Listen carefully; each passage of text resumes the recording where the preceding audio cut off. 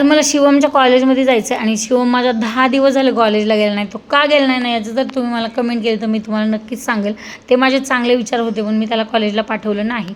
तर चला, तर पुढे माझ्याकडनं तब्बल 12 ब्लाऊज आहेत ब्लॅक कलरमध्ये. आता हे मी सगळे आवड म्हणून आणि पॅटर्न वेगळे असं म्हणून शिवलेले आहेत. आणि मी यांना कधीच विचारत नाही, म्हणजे शिवमच्या पप्पाला कधीच विचारत नाही कुठलं काय घालू. तेही मला कधी सांगितलं नाही, कधी म्हणले नाही की बॅकलेस घाल, बॅक पूर्ण बंद घाल, साडी अशी घाल, साडी तशी घाल. कधीच माझ्याबद्दल कुठले मला टोकलं नाही, मला कुठलं काही सांगितलं नाही. चांगलेही बोलले नाहीत, कधी वाईटही बोलले नाही. पण शिवम मात्र मम्मी असं कर, मम्मी तसं कर, मम्मी पहिलं तर वजन कमी कर. माझ्या वजन कमी करण्यावर त्याचं फार लक्ष आहे, फार मोटिवेट करतो मला.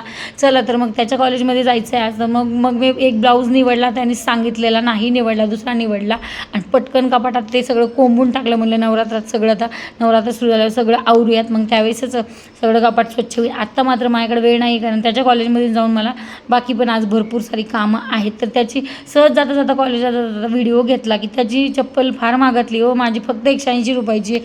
आपण मुलांसाठी खूप काही करतोच की नाही, आणि हे तो नंतर नक्कीच बघेल.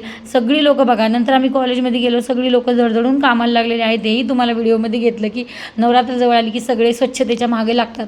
नंतर कॉलेजमध्ये गेल्यावर माझा मुलगाच माझ्यासारखाच फेमस आहे. सगळी मुलं त्याला गेल्यावर ना सगळे भेटले आणि मलाही सगळे कॉलेजमधले ओळखतात आणि त्याला सगळे बॉस वगैरे असं काय काय म्हणतात. पण असं बोलायला नाही पाहिजे, त्याला मुलगा म्हणूनच राहू द्या. बॉस वगैरे काय बोलतच जाऊ नका हो प्लीज.